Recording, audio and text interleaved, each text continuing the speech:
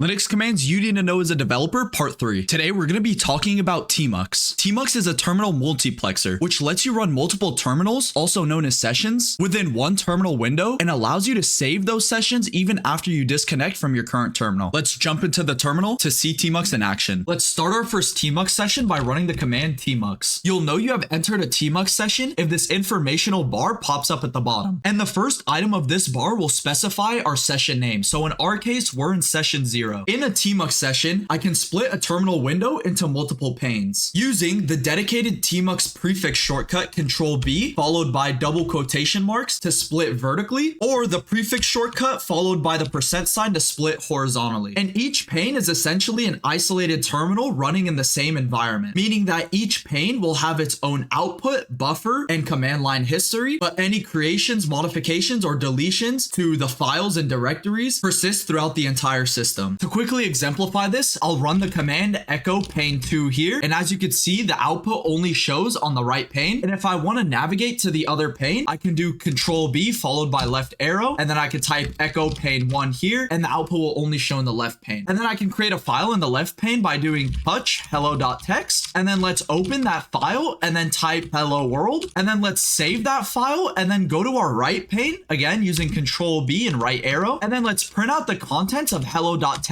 And as you can see, the modifications we made from the left pane also transfer to the right pane. And then to close a pane, I can just click Control-D. Now, similar to panes, you can also have different windows in a session, similar to tabs in a browser. So we can open a new window in our tmux session by using the prefix Control-B followed by C. And then I can run a command here like echo window 1. And then I can switch to my previous window using Control-B followed by P, standing for previous. And then I can type echo window 2 here. And then I can do the shortcut Control-B-N to go to our next window. And as you can see, the outputs are different. Now we can close our second window doing Control-D, and then we can detach from our current session using the prefix Control-B followed by D. And detaching from a session simply means leaving the session, but the session remains in memory. So if we reattach to the session, we'll have our command line history and our layout. So I can reattach to the session using tmux attach /t and our session name, which is 0, and we're back in our session. And then I can kill the session by just doing Control-D. And then if it says exited, that means that session is killed. To conclude, tmux is a perfect tool for developers managing different workflows. There's much more to tmux, but if you learned something new today, make sure to like and subscribe.